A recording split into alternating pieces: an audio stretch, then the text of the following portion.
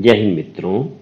बिजली कर्मियों की 72 घंटे की हड़ताल में 24 घंटे पूरे होने जा रहे हैं। इस बीच सरकार की तरफ से आंतरिक रूप से नेताओं की गिरफ्तारी की पूरी योजना बनाई जा रही है।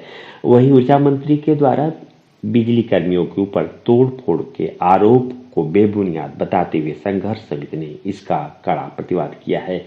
इस बीच 1030 मेगावाट की 5 इकाई ठप होने की भी खबर आ रही है। आइए जानते हैं इसके बारे में कि इसके पहले क्या था।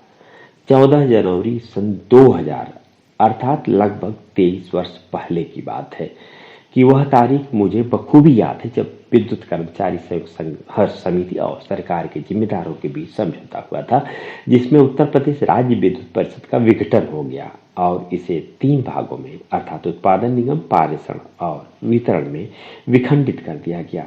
उत्तर प्रदेश के इतिहास में वह दिन कभी नहीं भुलाया जा सकता। उस समझौते में यह बात भी तय की गई थी कि राज्य विद्युत परिषद के गठन पर पुनर्विचार किया जा सकता है। उन सभी बातों को सरकार कहाँ विचार कर रही है। घाटे की बात बड़ी जोर शोर से सरकार उठा रही है, जबकि बहुत अधिक बकाया सरकारी विभागों पर है। दर्शकों को बता दें कि सरकारी नियमों का पालन कमजोरों से आसानी से कराया जाता है, जबकि सरकारी विभागों के जिम्मेदारों के लिए वह बहुत मायने नहीं रखता है। इसका एक बेहतरीन उदाहरण है सोनभद्र जिले का ओबरा थाना। आवास, सीओ ऑफिस, आवास आज के बिजली आवास का करीब 8 करोड़ से अधिक का बकाया है। कुछ हजार रुपए के बिजली बिल के बकाये पर बिजली काट दी जाती है, पर सरकारी महकमों पर बकाया पर जिम्मेदारों को साफ सौंप जाता है। जब से ओबरा थाना बना है तब से बिजली आवासों का बिल नहीं दिया गया। कुछ चीजें सरकारों में अद्भुत हैं, कोई भी सरकार हो कोई फर्क नहीं पड़ता। फिर कभी इस तरह की बातों पर चर्चा करेंगे। इसके लिए कोई एक विशेष पुलिस विभाग का अधिकारी जिम्मेदार नहीं है। आइए जानते हैं बिजली हड़ताल की स्थिति। बिजली कर्मियों की हड़ताल का व्यापक असर पड़ा है। उत्तर प्रदेश राज्य विद्युत उत्पादन निगम की 1030 मेगावाट क्षमता की 5 इकाइयां ठप हो गई हैं। ऊर्जा मंत्री द्वारा बिजली कर्मियों पर लगाए गए तोड़फोड़ के आरोप का संघर्ष समिति ने कड़ा प्रतिवाद किया है। विद्युत कर्मचारी संयुक्त संघर्ष समिति उत्तर प्रदेश के आह्वान पर 16 मार्च की रात से शुरू हुई हड़ताल का प्रदेश की बिजली व्यवस्था पर व्यापक असर पड़ा है।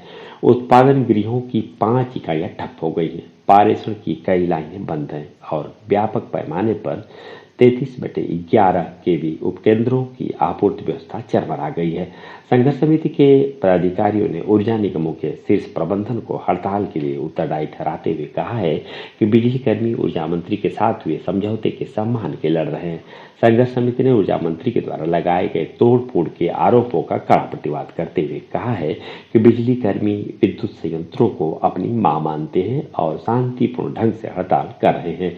संघर्ष समिति के पदाधिकारियों ने कहा कि 16 मार्च की रात 10 बजे से हड़ताल शुरू होने के बाद उत्पादन गृहों, एसएलडीसी और पारेषण विद्युत उपकेंद्रों की रात्रि पाली में कार्य करने हेतु एक भी बिजली कर्मी ड्यूटी पर नहीं गया।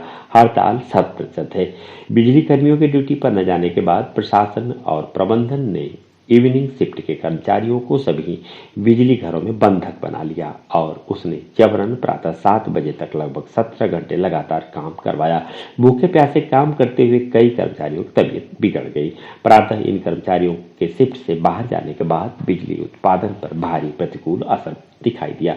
अनपरा में 210 मेगावाट क्षमता की 2 इकाइयां, ओबरा में 200 मेगावाट क्षमता की 9वीं और 11वीं नंबर इकाई, पारीक्षा में 210 मेगावाट क्षमता की 3 नंबर इकाई बंद करनी पड़ी। इसके अतिरिक्त अनपरा में 210 मेगावाट की 1 इकाई, 500 मेगावाट की 1 इकाई और पारीक्षा में 110 मेगावाट की 1 इकाई जो पहले से बंद थी, उसे बिजली कर्मचारियों के अभाव में हड़ताल के दौरान नहीं चलाया जा सका। इस प्रकार कुल 1850 मेगावाट का बिजली उत्पादन प्रभावित हुआ है। संघर्ष समिति के पदाधिकारियों ने कहा कि बिजली घरों में काम करने के लिए एक भी बिजली कर्मी ड्यूटी पर नहीं गया है और हड़ताल 100% है। जय हिंद।